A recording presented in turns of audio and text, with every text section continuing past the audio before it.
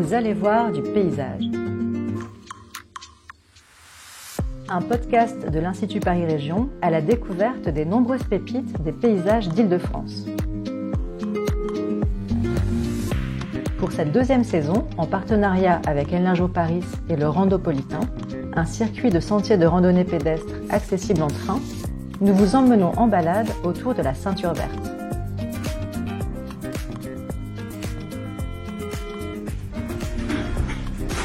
Dans cet épisode, Paul Lecroart, urbaniste à l'Institut Paris Région, nous parle notamment du Mont Guichet et du rôle urbanistique du projet de ceinture verte de la métropole parisienne, inspiré de la Green Belt de Londres.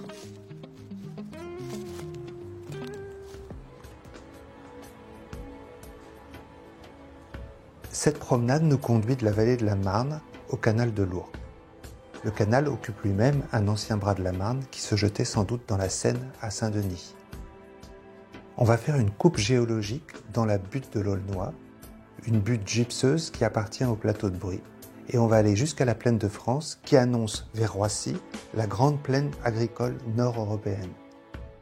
Le parcours va suivre la frontière du département de Seine-Saint-Denis et de la Seine-et-Marne. Cet itinéraire est une véritable traversée de l'histoire des paysages. Le site de Chelles, occupé depuis 300 000 ans au moins, est connu pour son abbaye féminine, fondée au 7e siècle par la reine Bathilde.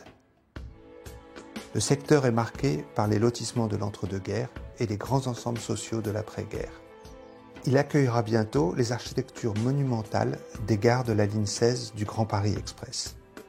Et oui, c'est un paradoxe, on construit une ligne de métro sous la ceinture verte avec un ouvrage de ventilation en plein champ du côté du Mont Guichet. Certains des espaces naturels que l'on va traverser ont été sauvés de justesse de la destruction par l'abandon dans les années 80 du projet d'A87, la grande rocade autoroutière de la région parisienne. En rebord de plateau, les carrières de gypse ont longtemps fourni Paris en plâtre. Certaines sont toujours actives, au nord vers Vaujours, mais la plupart ont été recolonisées par la végétation et sont parfois reconverties en parcs. Commençons la balade. Depuis la gare de Chelles, on va traverser le quartier des Abbesses qui occupe un ancien méandre de la Marne. Il est délimité par le Mont Guichet que l'on perçoit à l'horizon. Sous nos pieds s'écoulent des cours d'eau enfouis au nom évocateur. La rivière des Dames, le rue des Pissottes, le rue de Saint-Roch.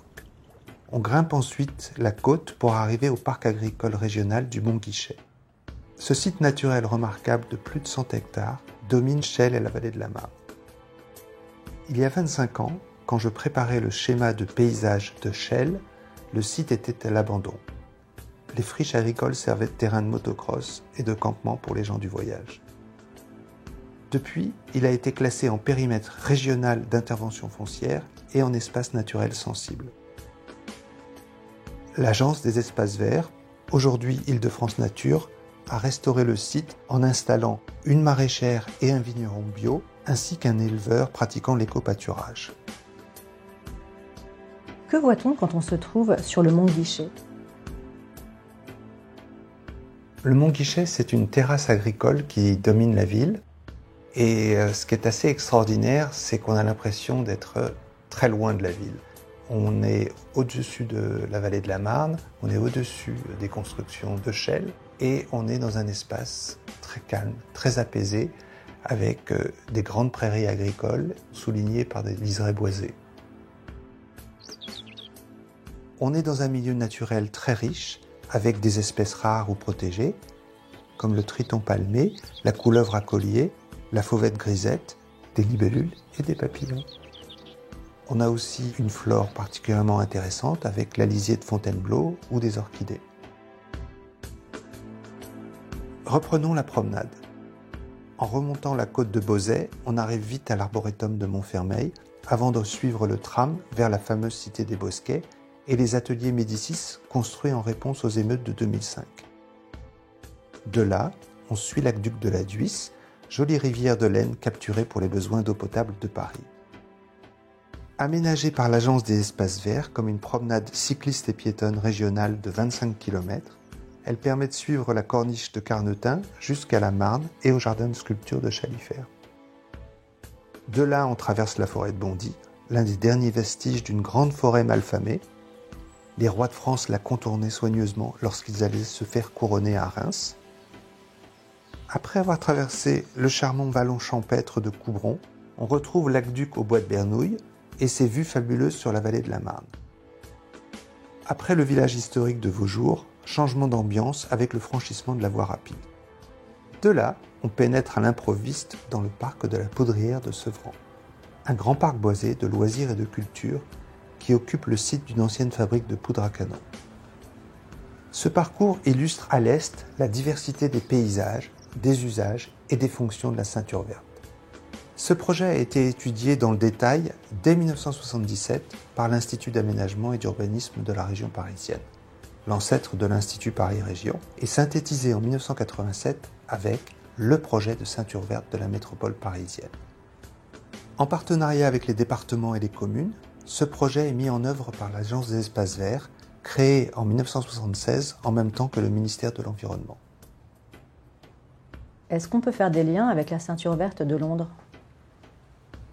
Oui, le projet de ceinture verte de la métropole parisienne s'inspire de la London Green Belt.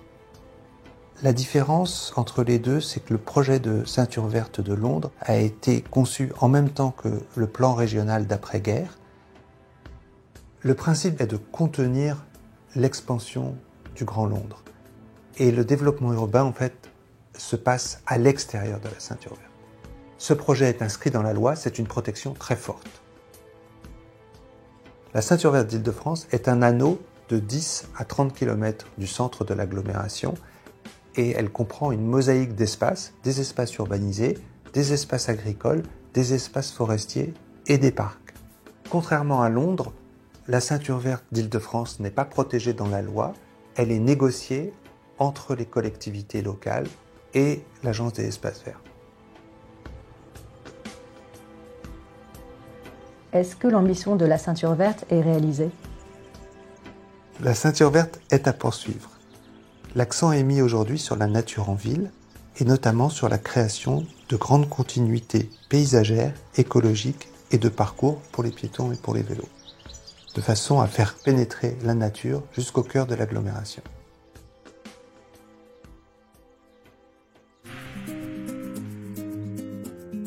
Retrouvez nos podcasts sur institutparisregion.fr, enlargeurparis.fr ou abonnez-vous sur une plateforme comme Spotify, Apple, Deezer ou YouTube. Et bonne balade sur la ceinture verte.